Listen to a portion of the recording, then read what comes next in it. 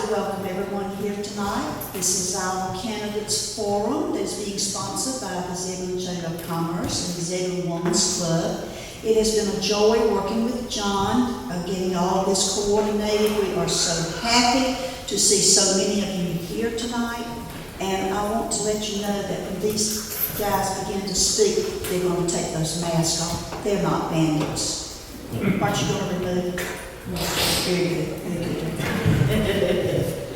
Well, we have just a few house rules. We have some water over in the window over there. You feel free to get up and get a bottle of water. The restrooms are at the exit side of that class, so feel free to take advantage of the restrooms. And we're just glad that we could coordinate. He's about the happiest camper in the crowd tonight.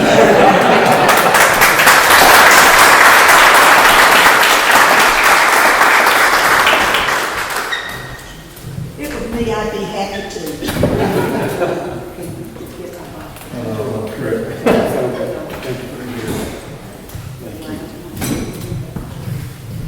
Is this too loud or? It's good? Okay. Well, I am a happy camper. I've had a good run and it's time to move on. And so that's what I'm doing. But I'm also very happy to see people that are interested in participating in our government, willing to invest themselves into a job, because that's what it is. It's a job. It's important that you here and watching online understand and listen to these candidates, because you're selecting the political leaders of the town for the next 4 years or 2 years, depending on how it falls, but the ones that are being elected this year are 4 years. And they can't solve your problems. They can't solve all your concerns. But what they can do is become a part of a team that works for the betterment of our community. And it is a team. Teams don't always have to agree with themselves, but it is teamwork that gets it done, and they need, of course, to understand that. I've said for years, anyone that wants to run for this job, please run for the job, not the title. Because the title is just something you stick on your chest. The job's where you really get it done. And believe you me, there is a lot to learn in running municipal government. An old mentor of mine that some of you recall, Willoughby Hopkins, known as the man of many hats, was first town manager that I served with. And he said, Bob, there are 2 rules. One said you have to do it. The other one said you can't do it. The trick's figuring out which rule applies. And I'm a dog, that's true in a lot of cases, it really is. Because you think you can do things in local government that you can't do. So there's a strong education curve. You have to be willing to invest yourself, and I'm happy to see that this number of people are willing to do that. So thank you for giving me time for my few remarks, and my best wishes always. Thank you.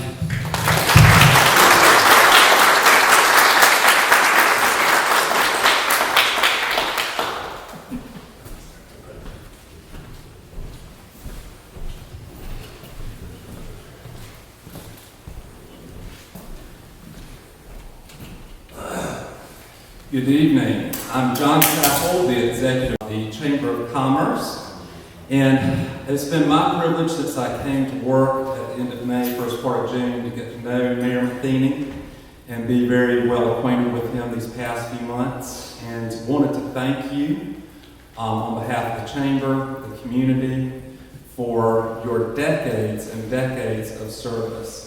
I want to ask everyone if you would stand and give Mayor Matheny a round of applause.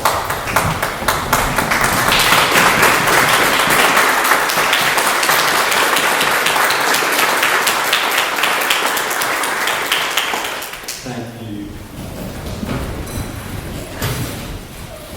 I also want to thank each candidate for your willingness to serve in Wake County through your positions. It's a privilege of the Women's Club and the Zebulon Chamber of Commerce to host this event for you, our candidates, so that you can present your ideals and your vision, and also to serve the community so that they can hear what each of you has to present as you seek their support to serve as mayor and as board of commission. As we get ready for the evening, I also want to thank Eastway TV for coming and making themselves available to do live stream and video. The video will be available through the town and the chamber if anyone misses it or wants to see more later. So you can look on those Facebook pages. Now I'm going to share the guidelines for the evening. First thing, which I have to remember, is to silence my phone. So if you have phones, if you would take a moment and just check and make sure that they are silenced, because we don't want to interrupt the train of thought of our candidates when they're speaking. Thank you.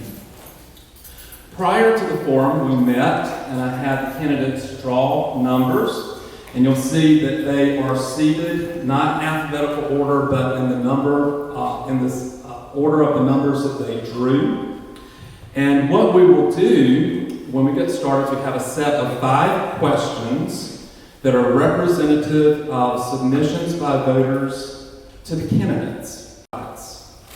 Traffic and infrastructure, economic development, community life, and public safety. The candidates will take turns alternating who goes first. I will read the question, and then they will take turns going through responding to that question and alternate who goes first so that it's a little bit more fair that way. There will be up to 2 minutes allowed for a response. Mrs. Privet over here is the timekeeper, and the candidates have been prompted to show that there is the stop sign. 2 minutes. There's also a 30-second warning. So if you see them looking over at Mrs. Privet, that's what's going on there.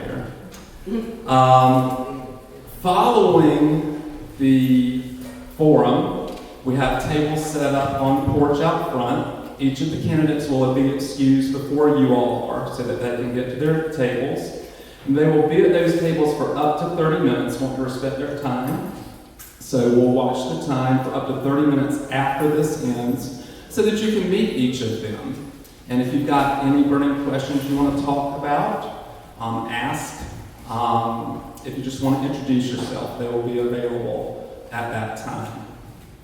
Now to introduce the candidates. We have on my right the 2 mayoral candidates, and I'm going to ask them to stand when I call their names. Mr. Glenn.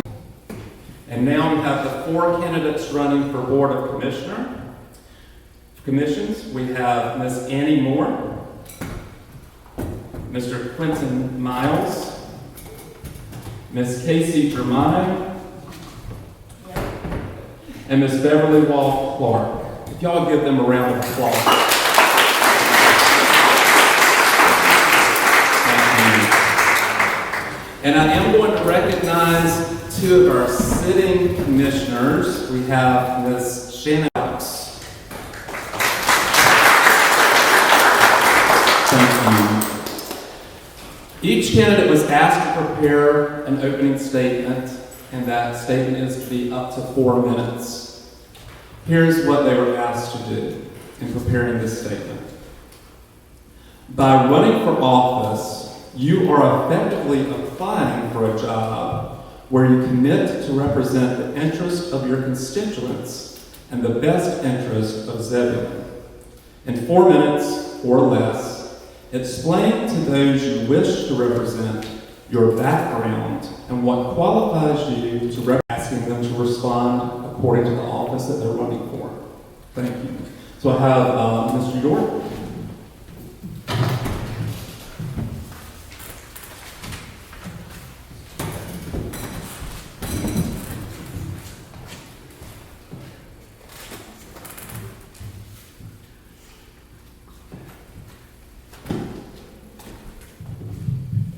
Good evening. I hope everyone can hear me. get this. First of all, I'd like to thank the Chamber of Commerce and the Rotary Club for sponsoring this forum. You know, running for mayor is a thankless job. You don't get any compliments about the things that are positive because there's so many negative aspects that people bring to you that basically that's all you see is negativity. But I don't run for this office for accolades. I don't run for this office for a pat on the backs. I run for this office because I love this community. I grew up here. You can jump that fence right over there. You'll be in the house that I lived in since I was a kid. Surrounded by, at that time I didn't know, Mr. Bridges, which was a former mayor, lived right down the street. General Davis lived right over here on this corner, and grew up on Horton Street. Now, Horton Street, the first mayor of Zebulon, Thomas J. Horton, 1907. Mr. Bridges was the mayor, and General Davis was famous, and so was Barry Davis, the famous pilot, and down to the last mayor, Bob Matheny. I hope that I can lead this community into the future. I always have an open mind for change and for the betterment of the community. And I care about this community, and that's why I'm running for mayor. Thank you.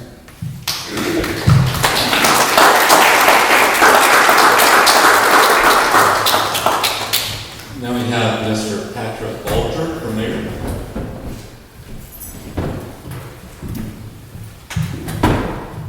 Good evening. How's everyone doing tonight? I'd like to echo what Mr. York said, and thank you all for having us here and letting us meet you and get to know you and let you know what our thoughts are for the town. A little bit about myself. My name is Patrick Bolger. I have been an EMT for 33 years. I'm a U.S. Navy vet. I came to this town just a couple of years ago as sort of a refugee from Jacksonville, North Carolina. My home down there was destroyed by Hurricane Florence. It was a temporary setup, but I fell in love with the town and decided this is where I'm going to plant my roots with my family. My reason for the fact that I have 2 special needs children, rather than 4 of mine. And the mental health care in this state it needs a lot of work. And the only way to affect change is to get involved. The only way to get involved is to do it from the inside and start locally. My thoughts for this is to make sure our police, fire, EMS have the training that they need to handle mental health crises. I would like to work with all the candidates here in trying to get that, improve the needs of our town, and listen to what the town has to say. What do they want? How are we going to best go about and get that done? Thank you.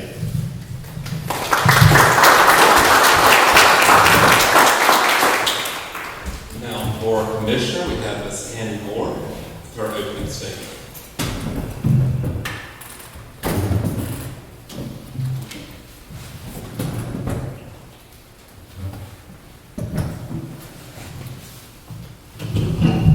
Good afternoon. My name is Annie J. Moore.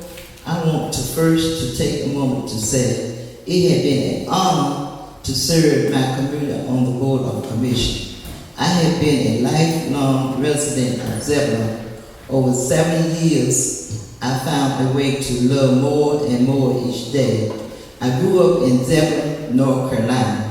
I decided I wanted to do something different, and I decided I wanted to be on the town commission, and I said, there's a lot of things I like to see, I want to do for the town of Zebulon. One was to make sure our town will grow and make sure that we can do things. And I said to myself, what in the world the people gonna help do in Zebulon? And then I thought about it. I said, if they come to the town board meeting, they would know what's going on. Thank you very much.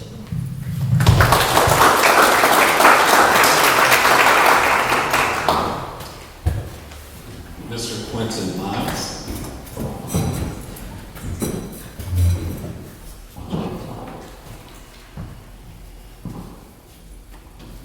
Good evening, everybody. I would like to first thank the Chamber, the Women's Club, and my fellow Zebulonians watching here and at home. I appreciate the opportunity to talk about my first love, this town. Now, I hope you don't mind me referring to my notes. When I feel the passion, the excitement, I can get to talking to the point to give a Southern pastor a run for his money. I should know my mom's a pastor. While I could talk for hours about Zebulon, I've been asked to talk a little about myself first. I'm Quentin Miles, as many of you may know. Many of you know my dad. We have been in this area since before Zebulon was Zebulon. I come from a large immediate family of 9, ginormous extended family, and an immeasurable number.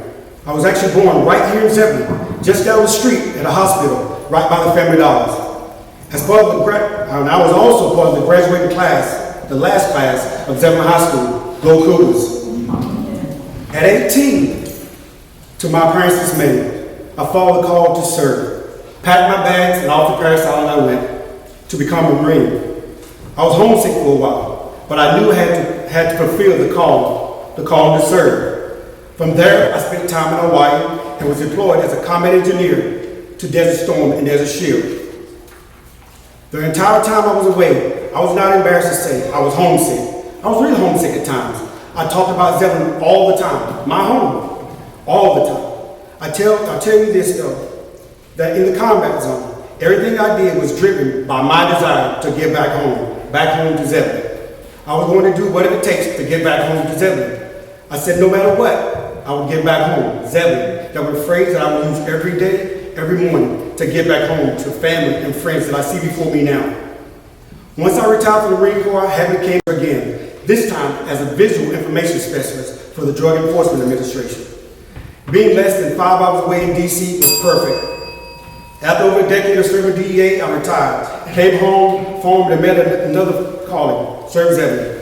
So here I am, a lifelong Zebulon, a Marine, a photographer, a farmer, and a candidate for commission.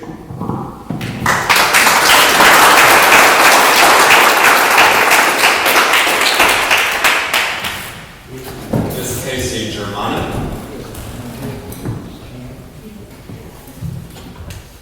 Hello, everyone. Hi. Good evening. Hi, I'm Casey Germano. Unlike everyone else, I am not from Zebulon, North Carolina. I am from Melbourne, Florida, which is another small town.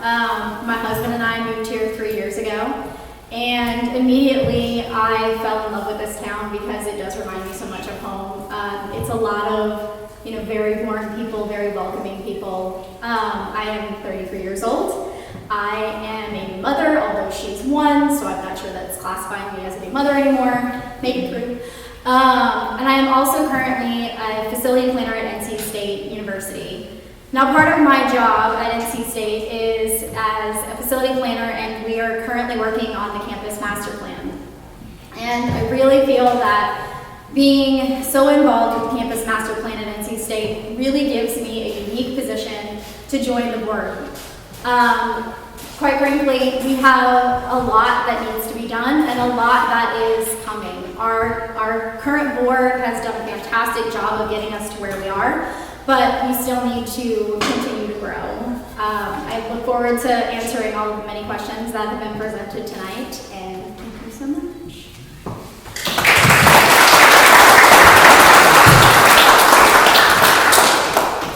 Ms. Beverly Long Clark.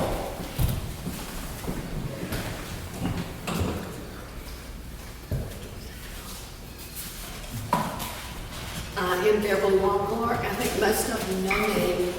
Lived here all my life. Grew up serving around Zebulon. My parents were born and raised here too. My father had a business in town, so I remember how the town was, and it's coming back in the downtown area. So we're real excited about that.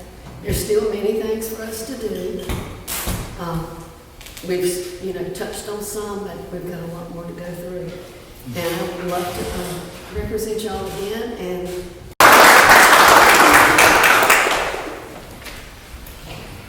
I'm going to stand over here, even though I know I'm not on video right now, just because of the logistics of getting around the table. So I'm going to ask the first question, and the first question has to do with traffic and infrastructure. And then once I read the question, Mr. Bolger, I'm going to ask you to be the first one to answer, and then we'll come that down the road. Zebulon has an evident traffic problem with concerns voiced by citizens consistently. Well-known bottlenecks in certain intersections and excessive traffic and related noise downtown detracting from redevelopment efforts. How should the town address inadequate planning for infrastructure as it exists today? Mr. Bolger.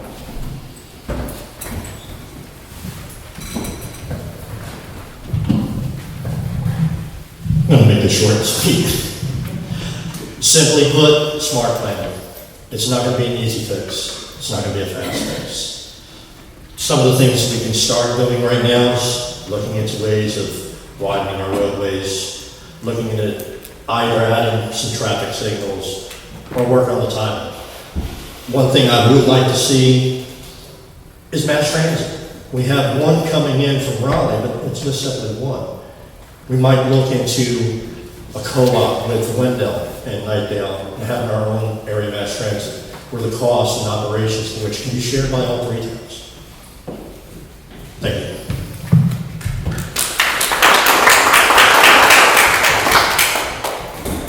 I will ask, it's okay to hold applause until we finish. Okay, thank you. We'll have more. Thank you.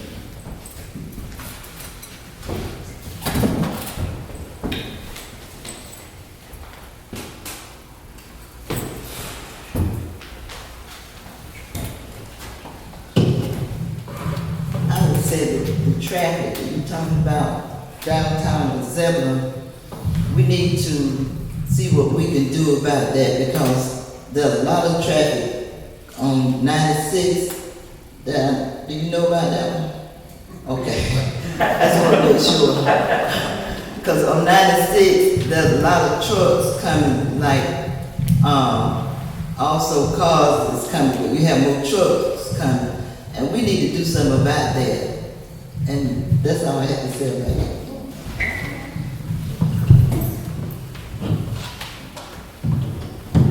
Quentin Miles.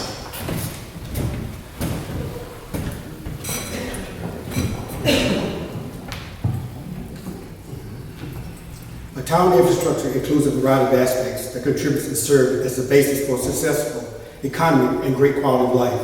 You got everything from roads, bridges, transportation, water, waste management services, IT services, power, electric, sanitation, waste removal, technical communications. Our citizens have to have confidence in our infrastructure. But we've hit a major point, growth spurt, and many do question our infrastructure. As a result of being part of the traffic, as well as hearing concerns from multiple residents, I wanted to gain a better understanding of the entire picture. So I reached out and met with current and former elected officials, government employees at the North Carolina DOT, and got acquainted with numerous traffic studies conducted for the last 7+ years. For example, January 2014, Capital Area Metropolitan Planning Organization, Northeast Area Study of NC 97 and 96 to provide at least 60% reduction in delay. They suggested a roundabout. Also in December 2016, Joint Public Hearing Agenda, the Barrington Development of Old Bun Road, Traffic Impact Analysis proposed improvements of additional auxiliary turns, lanes at North Carolina 97 and Old Bun Road, and Old Shepherd School Road. There are many more studies that have been done, but I digress for the sake of time. What I've found in studies, surveys, and plans were made over the last few years, and only have been told the explanation to any delay in implementing solutions. The explanation often came as COVID or the DOT has put things on hold due to COVID. So many projects, including not limited to NC 64 and 264, has been put on hold. I believe the bottom line is it is up to us as elected officials not to only keep our citizens in the loop of studies, our plans, and we encounter obstacles, but listen and do what is and improve their quality of life. And it seems that we are there. As a commissioner, I will locate and be more proficient understanding previously conducted traffic studies of the last 10 years, ask questions, investigate, and work with all parties involved in addressing traffic issues from the DOT to the planning board, and to find and hold up and implement those recommendations by subject matter experts. Ms. Casey Germano.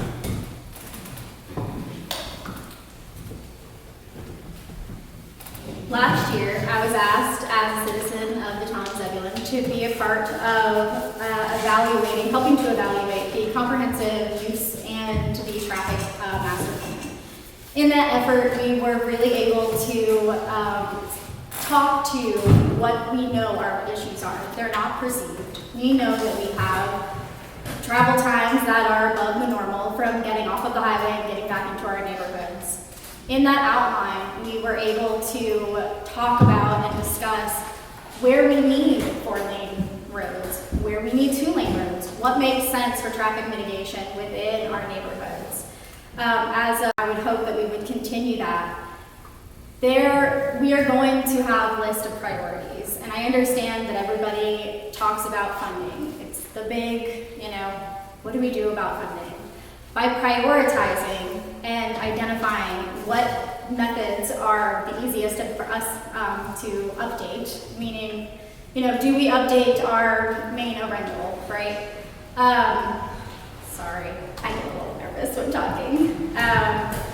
So anyways, we will need to update based off of the plan that has been drafted. I look forward to being a part of that. Thank you. Beverly Wall Clark.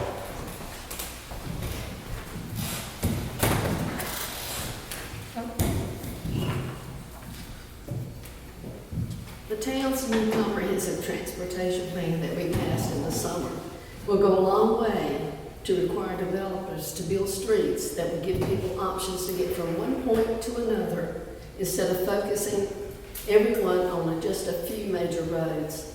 We have the problems that we have now because we lacked a plan that thought long term. We have that now.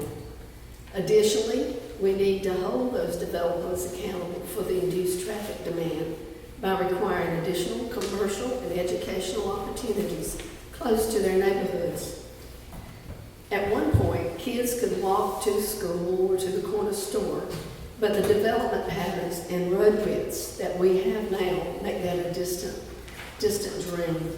By putting stores and restaurants near where people live will help reduce the need to drive, or even to drive at all.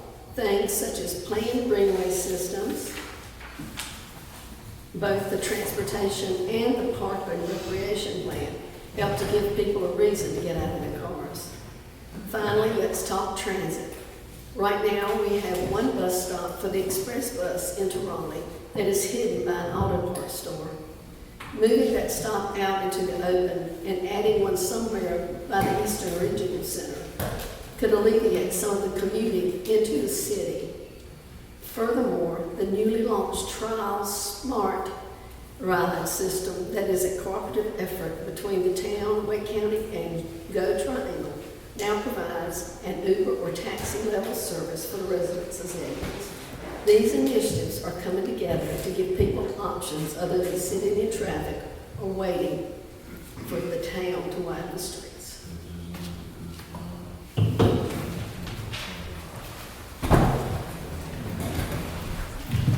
All right, now we're moving on to economic development. And for economic development, Mr. York. I'm so sorry.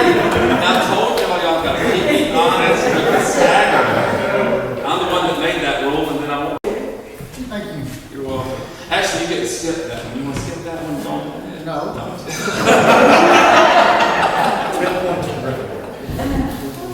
Traffic. Traffic is not a temporary inconvenience. It's going to be something that we must learn to live with and endure. Because as we grow, you can't outbuild your roads to solve traffic problems. So we got to rethink. You know, we gotta also be involved with other surrounding communities about what their problem is about traffic, and organizations such as CAMPO, the Capital Area Metropolitan Training Planning, about the county and surrounding counties and other areas, and be in collaboration with them to our future traffic. We also have DOT.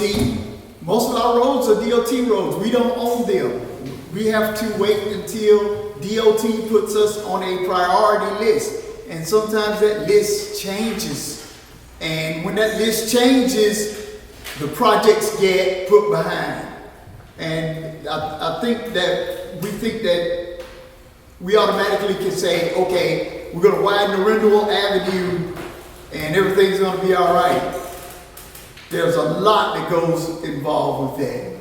A lot of things DOT has of concern. We got major highways coming. One of the things we're going to have to learn how to do is get out of your car and walk. I mean, it's just that simple. There's the different programs, walk, share, ride programs, mass transit programs, bus, Uber. There are programs to pick up citizens to go to the grocery store and back. But we're not going to be able to build enough highways, build enough streets to solve our traffic problem.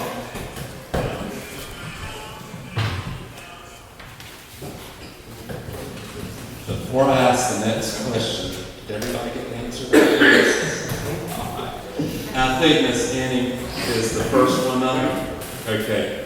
All right, the next topic is economic development. There are 2 questions for economic development. A recent feature in the Triangle Business Journal reported that municipalities in surrounding counties are realizing significant economic benefits for the residents as they actively recruit businesses seeking to expand into the Triangle. For example, our neighbor, Johnston County, is noted as the fastest growing county in the state. The town has a very focused initiative in redeveloping our downtown. Also, the residential sector is booming. How should the town actively compete for and secure businesses and services that support our growing residential sector, as well as diversify Zebulon's economic base? First up is Ms. Annie Moore.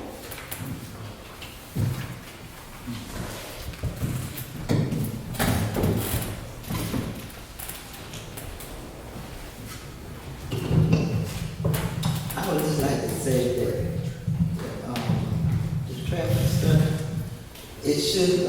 we should take a look, see what's going on in Zebulon, and again, and like he was saying a few minutes ago, we need to just get out and ride around and see what's going on in Zebulon, where he's talking about the traffic now, and that would help make a difference.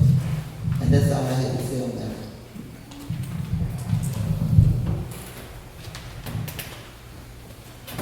Mr. Quentin Miles.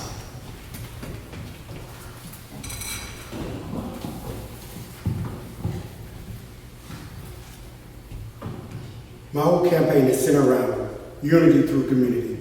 And this is a place where we can unite to find a good old country balance of who we are. A hallmark movie town, a cookie cutter town, a hybrid, complete with existing strengths, unique attributes, and incentives to attract, woo, and land new businesses that only line up with and enhance our quality of life and who we are as a community. But before we can do anything, we as a whole community have to have confidence in our infrastructure. We have to know the roads are safe, accessibility for safety and services to our waste, water, electric, service, and internet are reliable, and so on. The strength of the infrastructure is perhaps the most important factor in determining the town well-being, quality of life, and economic viability. We also have to acknowledge that where we are currently. We're in uncommon, unprecedented times. Times where trends are erratic, unpredictable with the pandemic. And according to industry experts, what economic incentives worked before, sometime now are not effective. I view this as pretty good for us. We were already on the start during this most exciting time in Zebulon before the pandemic. So changing, rebranding, establishing who we are was already happening in just another factor. It's just another factor of our decisions.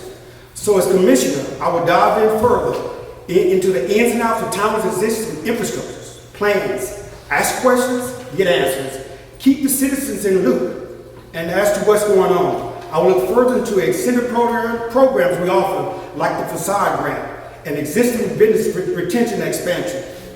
I will work with elected officials, departments, organizations, citizens to help identify, build upon, advertise, and play up our strengths that will attract new businesses, industries to Zebulon, North Carolina.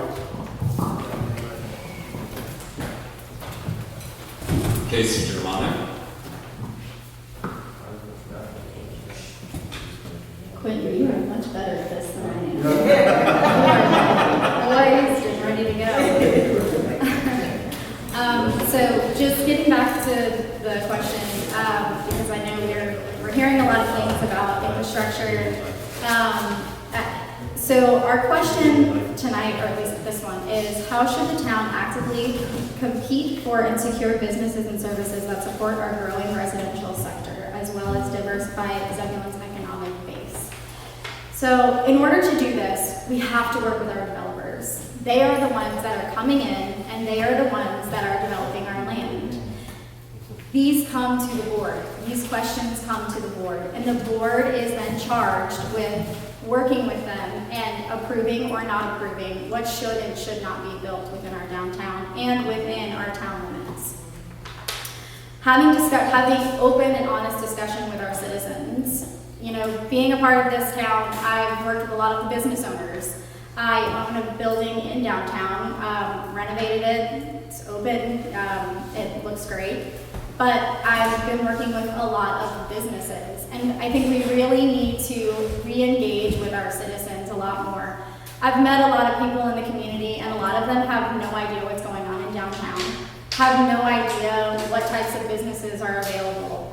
Really reconnecting with everybody and continuing to move forward is really how we build our economic development. We need to keep our money in our town.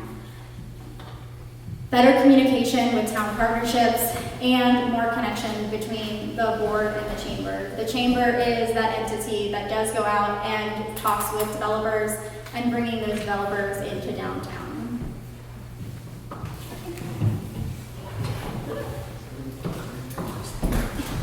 Beverly Ball Clark.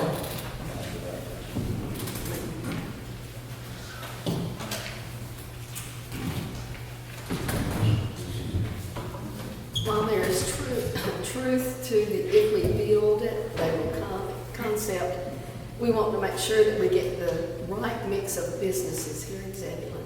As indicated with the recent text amendments, we want to focus on businesses that will help support and have long-term sustainability with the town.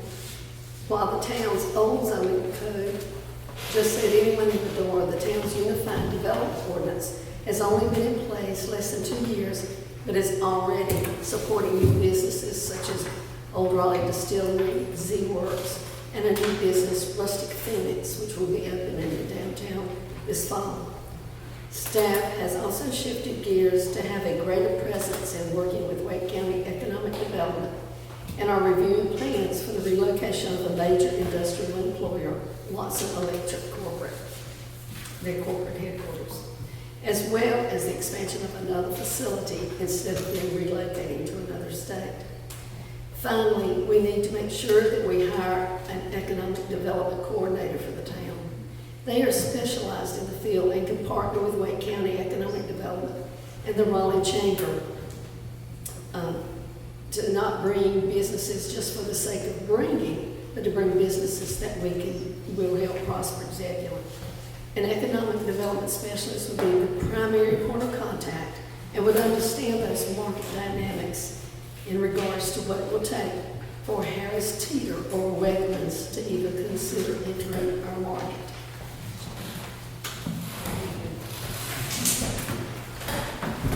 Mr. Glenn Dorr.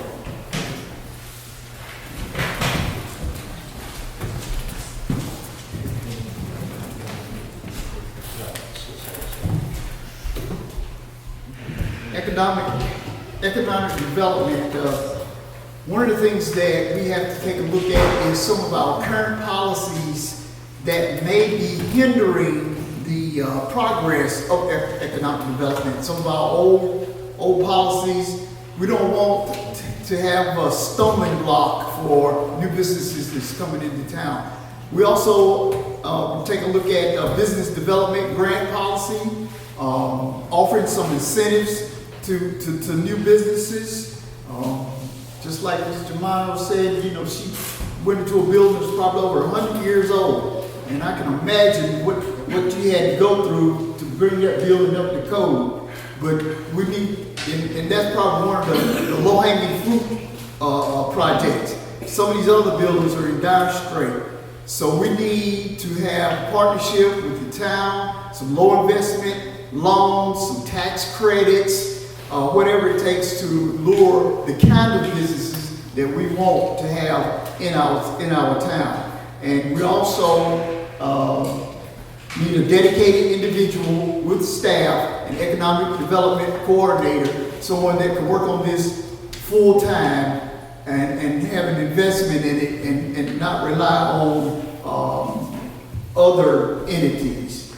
We're headed in the right direction. We're doing the Street Smart program, and we're trying to focus on downtown. And I think the vitality is returning to our downtown, our alleyways, our pop-up events. We're headed in the right direction.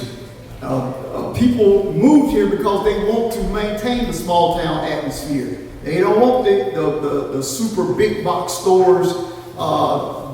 I don't think that with the recent pandemic, we're figuring out ways to redo businesses because the old way of doing business may not be productive.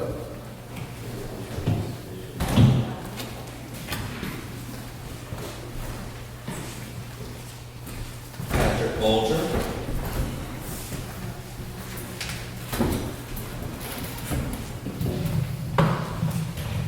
Well, simply put, let's just not narrow our focus just to downtown. Zebulon is more than just our downtown. That being said, we got to think big. One of the ideas I've been discussing with Mr. York and a couple of the other candidates here is trying to bring in businesses that will make Zebulon a destination, like say in an amusement park. We have none on this side of the state. We have to go to the other side. So you bring in Six Flags into the town of Zebulon, that brings in jobs. Not just the operations, but the construction. It also brings in employees that might want to live here. It also brings in other businesses such as hotels, boutiques, that may want to see what the downtown looks like if they want to pop up here too.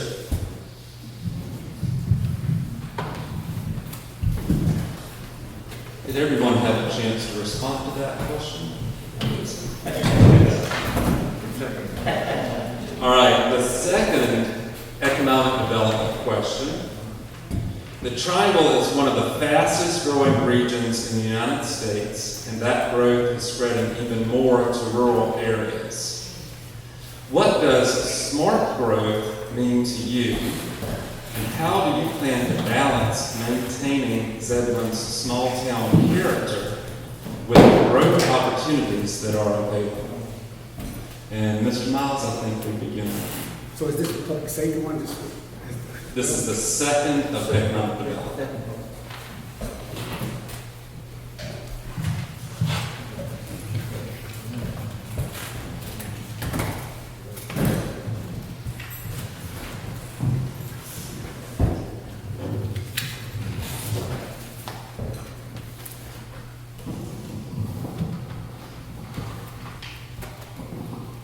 So I just want to ensure that it's the correct one about the town goals, the safety needs, and things of that nature. It's the smart growth, maintaining small town. One second, please.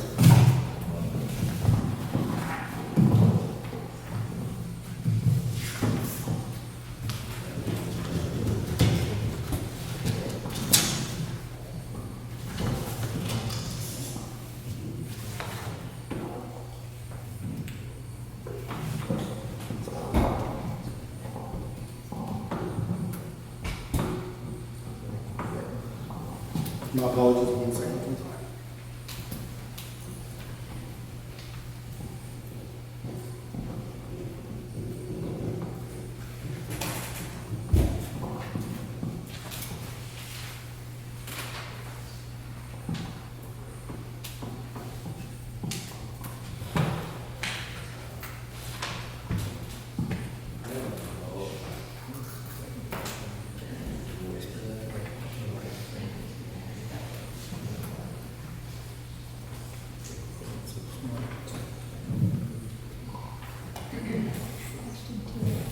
Yeah, that's what I'm trying to do.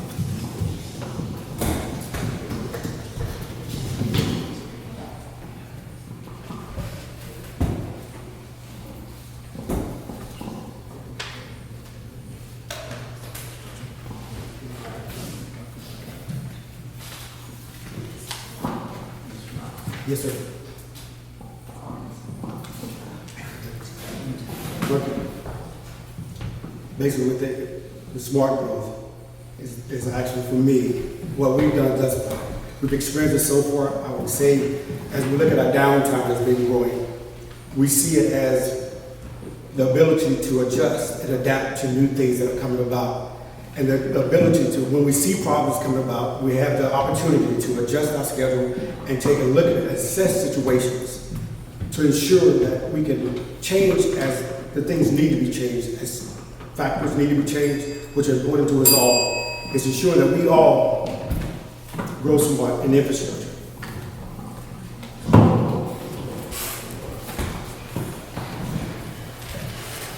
Mr. Ryan.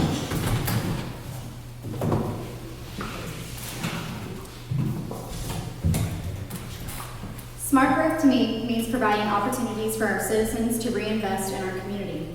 Currently, most of my shopping is done in other communities, neighboring towns. Our town is at the point population-wise to support more grocery, mercantile, etc., and using our land appropriately. There seems to be a confusion over developing, meaning removing our small town charm. We will not lose our downtown.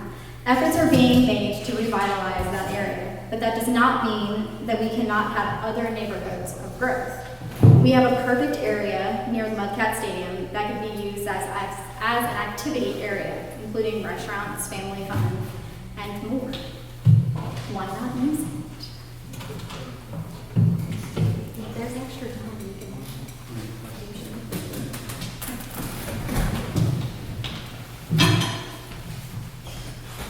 Mrs. Clark.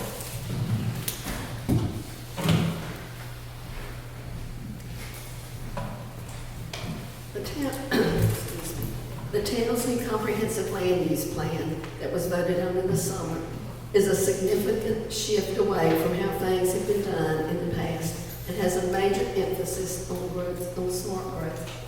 That starts with recognizing what we have that is right. Downtown Zebulon is the heart of the community, and both the town's UDO as well as the comprehensive plan calls for us to keep the core of downtown what it is, a small town. However, it also calls for us to have pockets of more modern commercial near and newer residential communities such as Fun Road and Shepherd School Road and Old Bun and NC 39. It also encourages us to get away from thinking that the car is the only way to get around by requiring sidewalks in all new developments and establishing a network of bike paths and greenways throughout the town. Finally, our UDA calls for increased housing density where it is appropriate and allows for things that were commonplace 100 years ago, such as walkable communities and mother-in-law apartments above garages. Mr. Moore.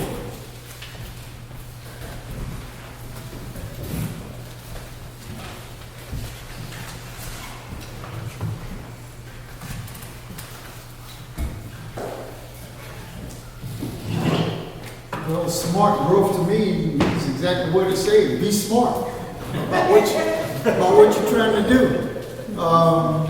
You know, we can't build more houses than we can accommodate traffic for. You know, it's common sense. You know, control the growth of the houses. Now that we have taken over our water back, so we can control the allocation of water to these developments, so we can control the size of the developments. We are working on some things for traffic, like Old Bun Road and Shepherd School, also Green Pace and Arundel, and also the widening of Arundel. These are DOT projects that are online, and they are interested in providing some grant money for us to complete those projects. And when we're thinking about long term, you know, we got these interstate highways that are coming. I-87, we need to plan farther and farther out as far as where we want an exit to be. 39 highway, all the way around by Lizard Lake. There are going to have to be more exits coming to town. So these are some things that we just have to be cognizant of and be aware that we may not see these, but these are for the future 20, 30, 40, 50 years down the road.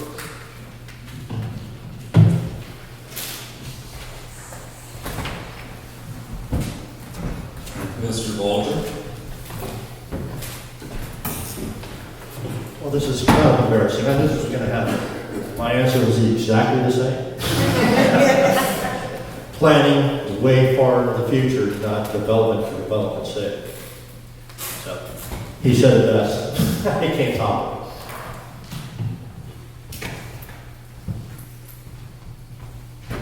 And Mrs. Moore.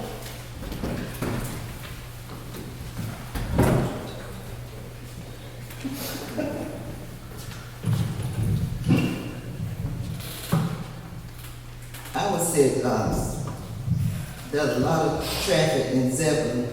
We need to get some more police to help us with this traffic, because a lot of people, don't stop at the stop sign. And down there on 90, by the boys and girls, there's a lot of accidents have been down that way. So we need to put a stoplight there. I know that's a state street, but we're working on that, trying to get it, so won't be a whole lot of accident down there. And I like to say, too, on 96, there's a lot of traffic that way. So I wish we could find a way that we can put a stoplight there.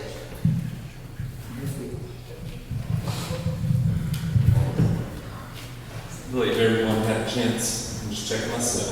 All right. So, Mr. Monty, you'll be the first one for this question. We're moving on to community life and culture. So, more community life for this question. Little River Dam Park is one of the several parks in the Zebulon Park system.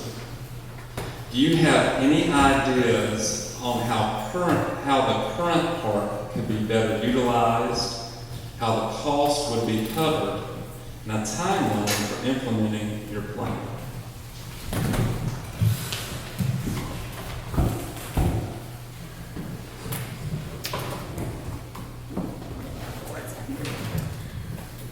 Little River Dam Park has land that is currently underdeveloped.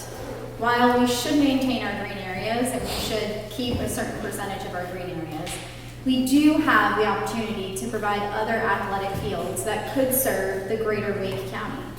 With these improvements, we could have tournaments, we could have tons of people come to our community. By having large tournaments, it would bring funds to cover the costs for Parks and Rec, but it would also bring other revenue for the rest of our local businesses. As for a timeline, I would love to say that we could do it in 3 to 5 years, but again, it's going to come down to what do we need to prioritize and how do we develop our town better. Mrs. Clark.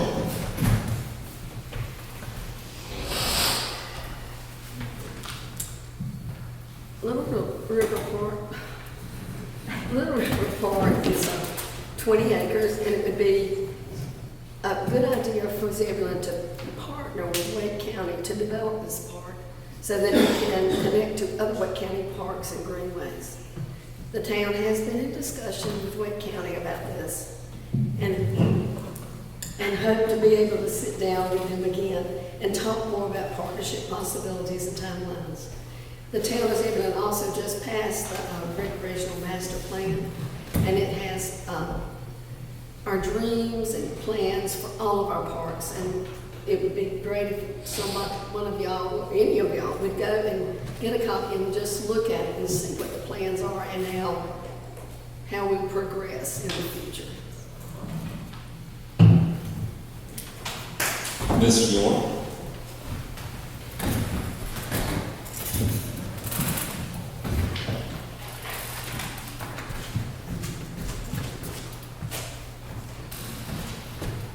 The Little River Dam Park. The Little River Dam Park is a great historic landmark and attraction. It embodies the character of our community. There are opportunities for trails, educational walks, greenways, connectivity, and surrounding communities. To incorporate these plans with the state greenway system and even the U.S. greenway system, budgeting could come about through recreation fees or budgeting in our yearly budget about how much money we want to spend and prioritize the projects. There's currently a recreation master plan that has improvements for the park, also walking trails that one day you can be able to walk all the way from Little River Dam Park to Mudcats 5-County Stadium. Now, I may not be around when that happens because that's going to take efforts and resources, and we can't do it all at once. We may have to do it in piecemeal. We may not be able to drive the Cadillac at first. We may have to start out with a Volkswagen, but eventually we will get there. You know, I'm kind of like the guy that plants the seed of a tree that I know I'll never be able to stand under and get the shade, but it'll be there for the future use of the children.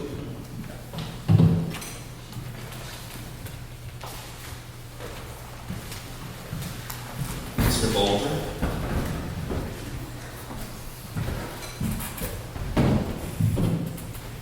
Honestly, my plan for Little River Dam Park is before we do anything is to make it safer. Right now, there's unrestricted access to the dam itself. I know my own son goes out on that thing. And from my experience in EMS, swift moving water can kill you.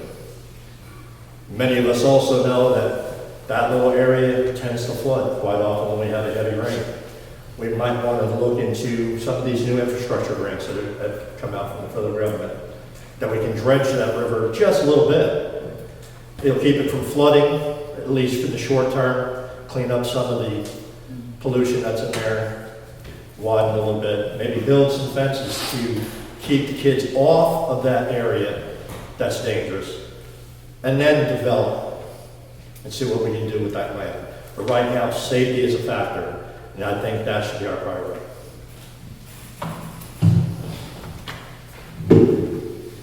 Mrs. Moore.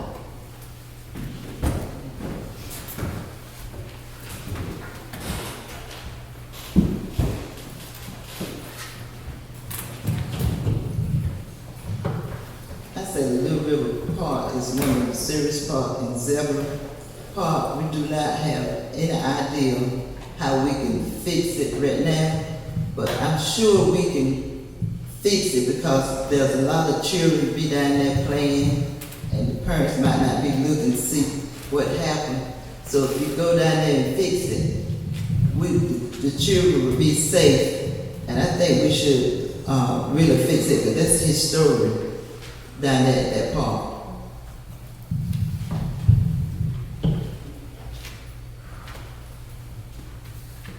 Mr. Miles. For me, one of the first things about Little River Park is this. When I saw the question, I called John on Tuesday, Monday, and verified that the question was what it was. Once I did, two people came to mind. That was John Middleworth and Joe Shandling. During my campaign, those gentlemen, I spoke highly. When I knocked on their doors, I was campaigning. They spoke highly of that river and had a passion for it. So for John, he actually brought national attention to it, and we Zebulon received national recognition on national TV show. And so it was passionate. So right before I answered the question, I went and spent 3 hours with him, and he spoke highly passionate of that river. And I was like, okay, if somebody has that much passion, he told me about in 1985, he took on Christmas Eve, he rode past it and said he was led by God and said, okay, he said, we really need to clean that park up. And then on Christmas Eve in 1985, he said, God said, why you don't do it?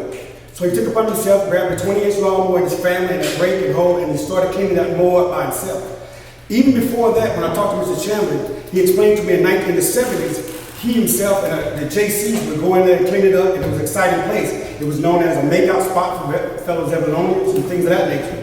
So with that said, I was like, it's nothing that I can do for that park. And he said, I can't do it justice. I can't say what it would be.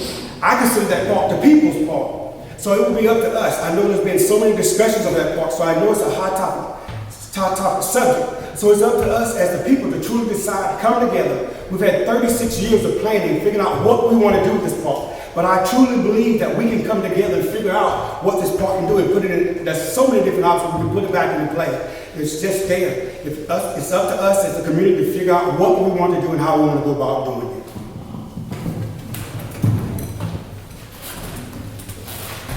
Thank you. The last question we have tonight has to do with public safety. As the town grows, so does its public safety needs.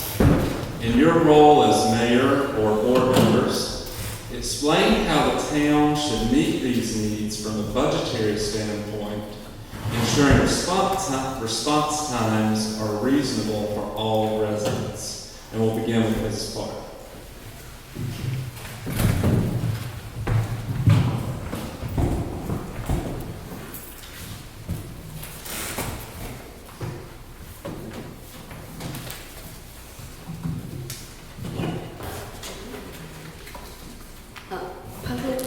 Public safety needs are determined by the growth of the community and the crime statistics.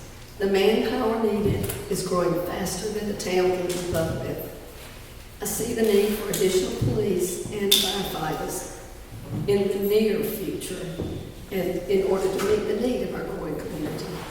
The response times are currently good and we want to keep them that way. The budgetary needs for these departments can be met with possible grant opportunities like the Governor's Highway Safety Program, as well, which is not a fun thing to say, to increase the tax so that you have a certain portion of it dedicated just to spend on public safety. Mr. York.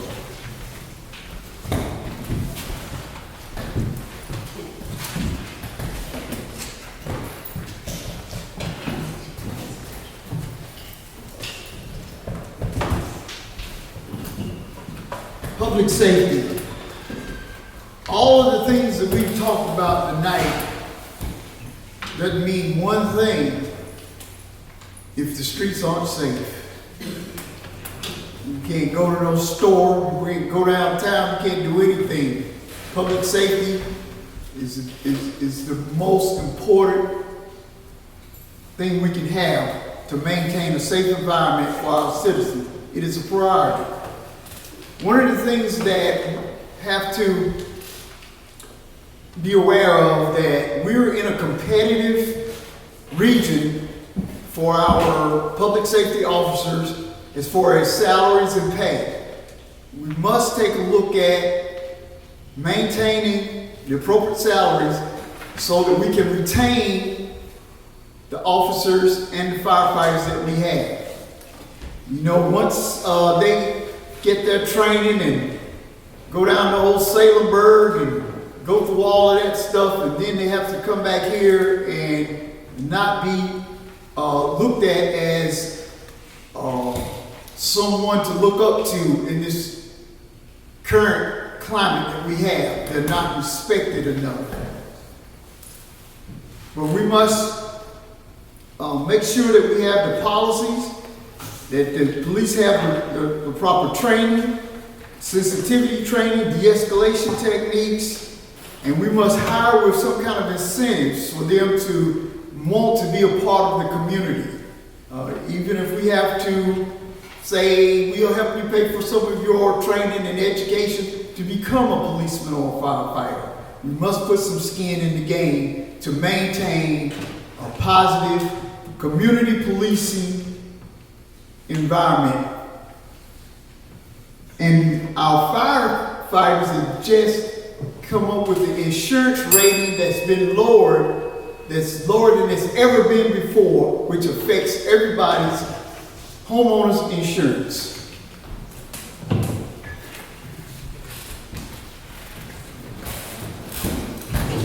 Mr. Baldwin.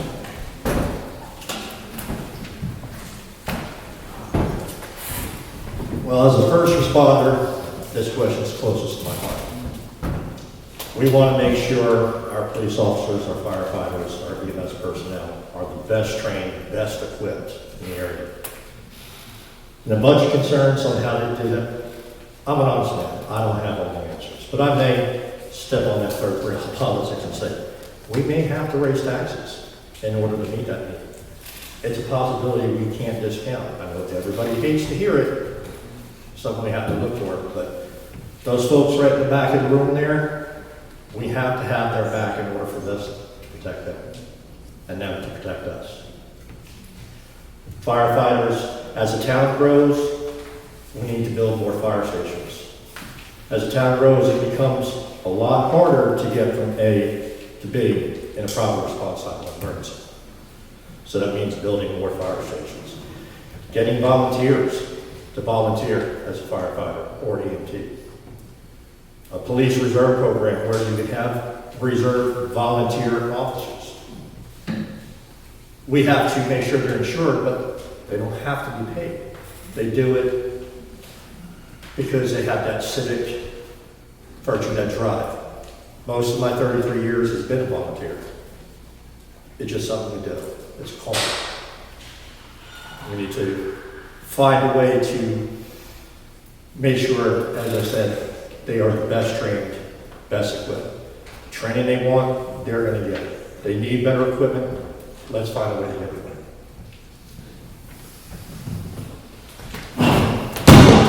My apologies.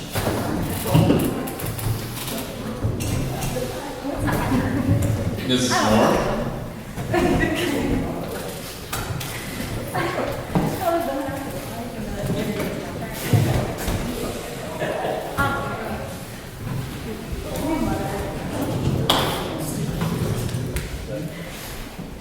Public service.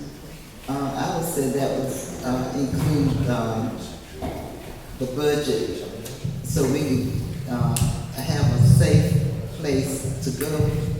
And especially, like I said a few minutes ago, the police get involved, and as we also said that the fire truck, and we need another place to find where we can put the fire truck and everything in Zebulon, and so we can be safe in this area. And I would like to say, include, please try to help us with this occasion.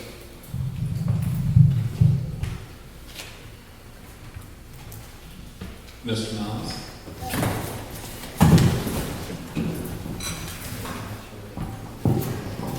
I feel that community safety is up to the utmost importance.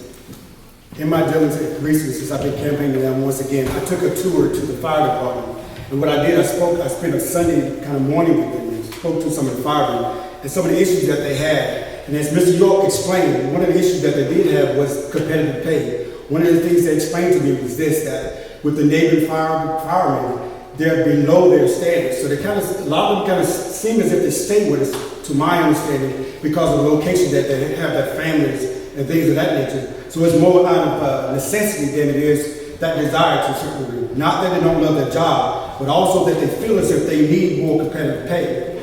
Also, one of the issues that they had was as far as like making sure they were short-staffed. At times, they would explain to me that when they had more than one or two calls at a time frame, they would have to call to the neighboring fire department to get assistance, which would also alter their time response. So we as a community definitely should take a look at that. That is one of the biggest things. One of the things also, I've been working with Chief Walker a little bit. She has a Citizen Academy coming up starting in February. I'm looking forward to that and see what that has to bring. I've also scheduled with her a citizen ride along. So I'm looking forward to that as well. Now I want to be kind of hear like what's going on, but I want to be the type of commissioner that sees firsthand what's going on. That's my best approach. I think that firsthand approach, getting into the trenches. I'm that hands-on type of guy. I want to be that one when they do certain things or need this equipment, I can truly get a complete understanding where we're putting our money and our time. It's very important. And I know the importance of public safety is very important. Our firemen and police have to have what they need to support us as a community. Mrs. Romano?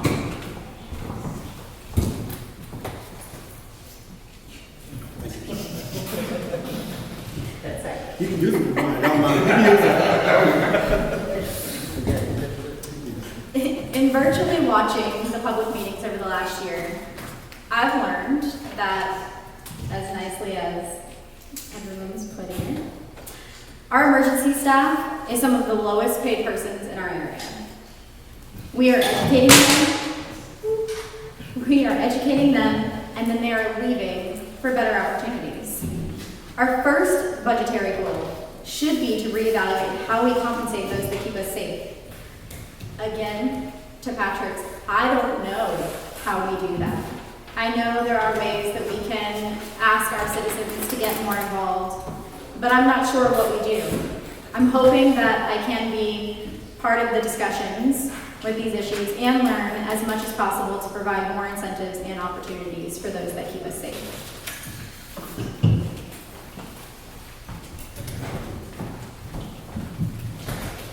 Just making sure. Everybody had a chance to answer that, right? That is our last question.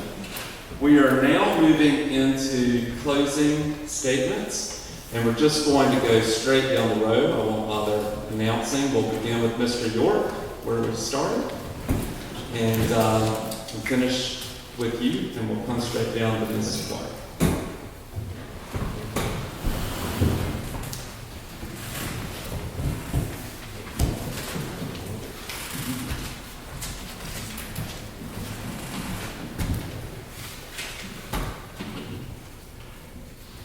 My leadership philosophy is that I believe that there are opportunities unseen for the future for everyone to live and enjoy. I believe that I have the ability to unite folks for a common cause, for the greater good. I believe that I can enlighten and empower and liberate those who are affected by disparities. Now is the time. Now is the time. We have unprecedented access to information, knowledge, and economic achievement if we choose to. When we work together, we create better communities. We will ensure that our children and our children's children have a quality of life that's sustainable for generations to come.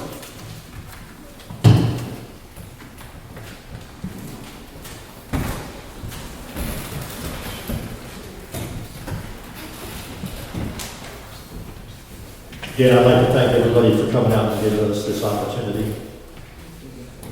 I may be new to the political game, but I have that ability to be able to compromise, hear all sides of an argument, listen to everyone's voice, and then come up with the best compromise we possibly can to fulfill the needs of the town.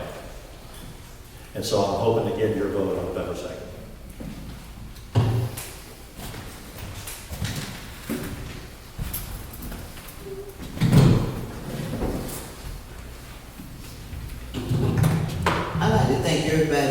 came out this afternoon, and I'd like to see a lot of things going on in Zebulon.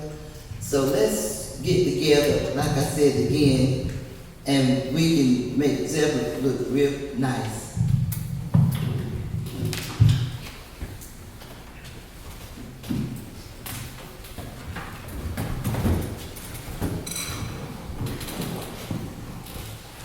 Once again, I'd like to thank everybody for the opportunity to actually to stand before you tonight. It's been a truly honor. I truly count it a blessing to stand before my fellow Zebulonians, an opportunity to speak and stand and ask for an opportunity to be your next commissioner of Zebulon, North Carolina. As my granddaddy June would always say, a man's word is his bond. I'm here to tell you, when I say I'm the ideal candidate for commissioner, I guarantee you, as commissioner, I will work tirelessly to ensure Zebulon is prosperous now and in the future, and will be seen and heard and represented, all honoring the humble beginning of this small country town, and friends and family and people who I call family to me, home, this is home, and the reason one to represent the people. I stand before you now asking you to give this native Zebulonian a chance to make Zebulon the town on the hill, backed by a united front of friendly people, a unique downtown, the only place anyone would want to call home. I ask for your support and your vote on this election. Early voting starts this Thursday, and the election day is November 2nd. Check my Facebook page and website for more information. These 3 words that I stand by and this campaign on from day one. May not have done the best I want to do tonight on the speech, but I tell you, one thing I can tell you, I truly see the potential that we are now on the cusp of as Zebulon. Born and raised here, excited to come back home. And I definitely know that this is an opportunity that we are embarking upon. So many things are at our door knocking that we have to kind of get it into order, and I know we can and will get it into order. It's just up to us to come together as a community. I see from my police department, my fire department, my citizens, when I knock on these doors every day, I know each one of them is saying the same thing. They're saying the same thing on Franklin Street that they're saying on Barber Street, but it's up to us to put it together, and I believe that we can and we will do it. I have no doubt. So I leave you with these 3 words that my campaign is on: unity through community.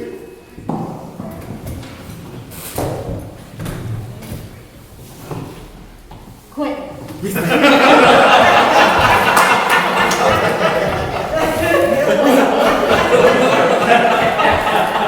Mine will not be that exciting.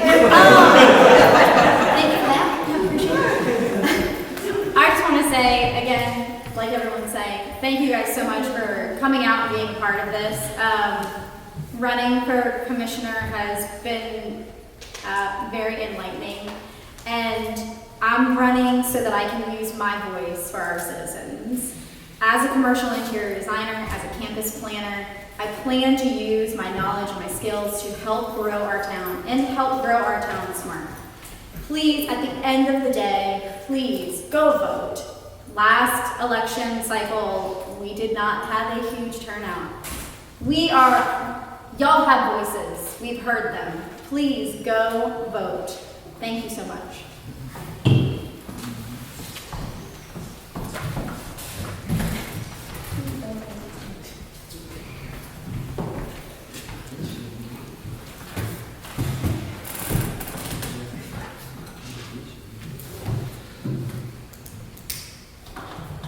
I have served on the board for 5 terms, and I would love to serve again.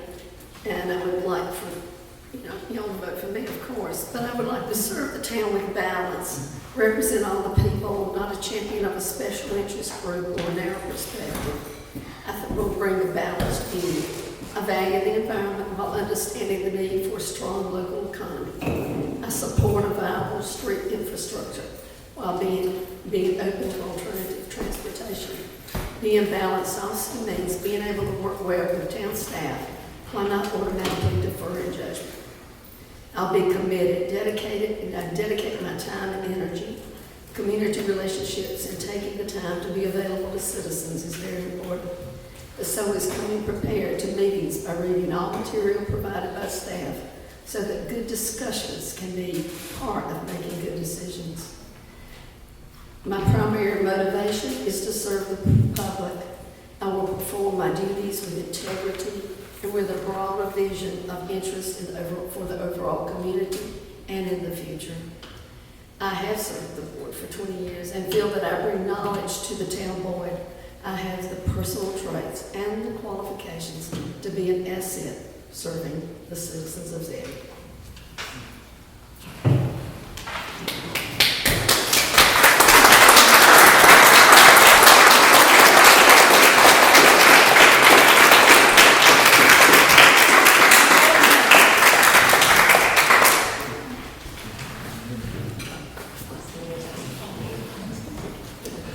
I want to thank the candidates for their thoughtful responses. These were not easy questions.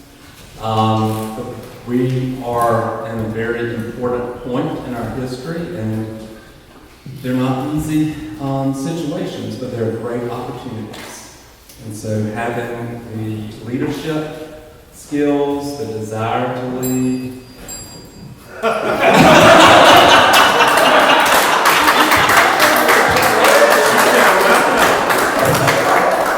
I was getting ready to recognize you.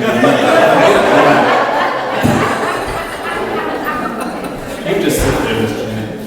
So, just thank y'all for your willingness to serve in this very significant point in Zebulon's history. And it's just really because of what we're surrounded by with all the growth and opportunities that are presented. Ms. Jenny, do I have 30 seconds left? All right, I have a few people that I want to recognize, and I do not have my glasses on. Do we have Jackie Boykin in the back? I thought I saw her. So we have Jackie, and who's with you, Jackie?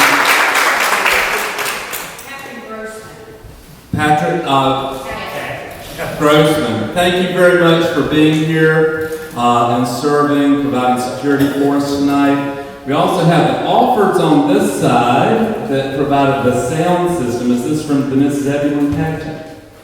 More or less, yes. Thank you so much. This made our day to have this. We appreciate that. And our partners in crime, Ms. Jenny Privet. If you would please stand up, Ms. Patricia Robertson. And we have Beth Hanlon, that's all involved in helping get this together. So thank you all, ladies. And we also have Tracy Nairn, who set all this up, and I think is going to break it all down tomorrow and put things back. So Tracy is not here, but we appreciate her being boots on the ground, helping us get things together. Last but not least, we have our guest. Appreciate you all coming and being a part of the forum. This is what America is about. It's people being involved, representation, being informed, being engaged, and making informed decisions about those whom we choose to lead us. So thank you for being here. I'm going to ask the candidates if y'all would stay seated for just a minute so the candidates are not fighting to get out the door. If the candidates would please excuse yourselves and go out to your table, y'all choose whichever one. All right?